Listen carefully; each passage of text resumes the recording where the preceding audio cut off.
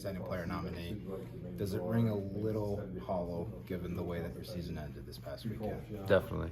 And it's part of the game. You win some, you lose some, but there's obviously positives you can take from everything. And maybe it was good for my career to understand I can't be a superhero out there. I can't always just force things. Sometimes it's better off to take a sack. Sometimes it's better off throwing the ball away and not forcing it and hoping your guy comes down with it. But in the long run, I know it'll benefit me. It'll benefit a lot of guys. I hate to say that, but I mean, it's part of the game. I got to get better, and I know I'm young. I still got a lot to improve on, but there's obviously a lot of positives to come from this season. We just talked to Darius about the end of the year. Now that you've had a few days, does it feel better? Does it feel worse? How has your perspective on the loss changed since it's kind of had a little bit of a chance to sink in? I've obviously moved on from the situation.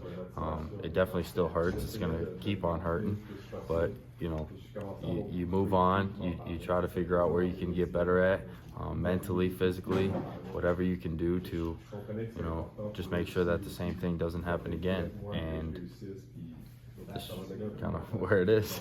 Are you hopeful that in a few years, like again, I know the loss stings, but 16-2 is incredible. Yep. MOP nomination. Not many players can say they've been nominated for MOP in a professional league like this. Do you feel like with time it might get a little better, a little easier? Well, I think in 2 years have won, a Grey Cup and possibly an MOP. I think that's pretty good for your first 2 years in any league. So, obviously the ultimate goal is to win the championship with the team. None of this is possible without my teammates, and to be in this position, I'm thankful. And yeah. What has the communication from Ryan Dinwiddie been since the season ended? Where can we improve? I trust him. He trusts me. He wants to hear my input. I obviously need to, learn more from him. And I think he's a good leader. He knows, how to get his guys going. He understands, the game on a level that not many people do. And, I got to learn more from him. And the past 7-8 weeks, not having Coach Miller out there was definitely difficult. And, Coach Dinwiddie now has to take away from his time to kind of run the offense and teach us more about, defenses and the nuances of, offense and defense. So, yeah. Coach Miller was absent, you said. What was the reasoning for that, Coach Miller being away? Yeah, he was dealing with some personal stuff. Hopefully he gets through with it, but not having him was definitely it was hard. I know the East finally you didn't shake hands with the other team, and there was some negativity online about that. Do you regret not shaking hands with the Alouettes? No, I personally I did not feel good. My head and everything was not in the right place of mind to say anything to anybody. So you were worried that just given the emotions of the moment that it would have gone well? No, I needed to get in the locker room. My head was not good. Now that you've had a chance to calm down, what would you say to the Owls? It wasn't to calm down. It was a concussion. Oh, I see. So there was a medical issue. Yes, there was a medical issue. How are you feeling now? I'm better.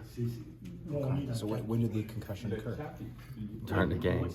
At what point? Can you specify? I think there was a few times that definitely was not in the right mind at all, calling a play, even out in the field. How was your recovery process from that gone? Was it really rough the day after? Is it starting to feel better now? Yeah, it was definitely rough the day after, and I'd say probably 2 days after. Really, I mean it's something that you don't want to go through. I've had one before, and it wasn't to the extent of this one, but it's definitely something that you got to get help. When it comes to tomorrow night's awards ceremony, Hold on a second. Did the spotter come and talk to you at all? No. when it comes to the awards ceremony tomorrow, obviously it's a big event, right? Yep. What would it mean for you to win over Brady? Well, first, Brady's having a fantastic year. I think he's a fantastic player, and he's very much deserving of it. But I think this award is a team award because, you know, I'm just the quarterback who gets the ball to the guys. You know, I just try to get the ball out as fast as I can, let my receivers make plays. And obviously the running backs had to run hard, so they're not just, you know, sitting in man coverage all day, right? And I think that, you know, it's really a team effort, team award. Chad, you obviously signed a 3-year extension with the Argos, but you've left the door open to NFL possibilities in the past. In your post-season comments on social media, you seem to indicate that you're committed to the Argos next year. Are you going to explore NFL possibilities? You know, I would never close any door, any opportunity. You know, like I said, I am committed to being an Argo. I'm already ready to go on to the next year with the guys, and I know we have a very special team coming back, and I know we can add some pieces in a couple places, but you know, I think I feel really comfortable being here. Given the way that you played this season, have there been any NFL teams reaching out or conversations?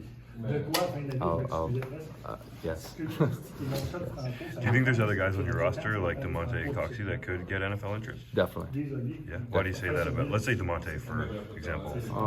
I just think that, you know, I've seen how, you know, guys in the NFL approach things, how hard they work, and the type of players they are. I mean, when you're physically gifted, and you're a savvy football player, you got a chance to, you know, be able to show people on another level. Are we about to see a Chad Kelly workout tour across North America in the NFL, or what? Yeah, I think there's definitely going to be an opportunity, hopefully, and you know, I look forward to being able to do whatever I can to, you know, be a part of a football team, whether it's here or anywhere. We saw Nathan Rourke have a bunch of interest last year, but Yep. he kind of limited it to, like, I think it was 10 or 12 teams that he actually worked out with. Is that kind of your thought process? Like, you only want to go work out with teams that are serious? No, I think you have to explore everything. I've made a lot of great relationships over the years, gained knowledge from so many NFL coaches, current coaches, coaches that are, you know, behind the scenes on certain teams as well. So, you know, I look forward to being able to, you know, just introduce myself to some of these guys, and hopefully a relationship lasts longer than just football. You've been pretty confident about being able to at least compete in that league, if not be really good, which I think is right. We've seen a bunch of injuries this year, and guys maybe not play at a high level or come out of nowhere like Josh Dobbs. Do you feel like you just need that opportunity? Well, I think anybody needs just an opportunity. I think there's a lot of great quarterbacks in the NFL. You know, a lot of guys went down on injuries, and they say the best ability is your availability, right? So, you know, wherever the chips fall, I'm just anxious to kind of, you know, get back out on the football field and really show what I can do. Do you need to take some time, like considering the head injury, before you head out on these workouts, or what's sort of the prognosis? Yeah, no, I did what I had to do. I have a hyperbaric chamber at my house to, you know, get me back right. And where's home in the offseason? Like, are you staying in Toronto, or you go back to the I'll US? be back and forth from Toronto and New York City.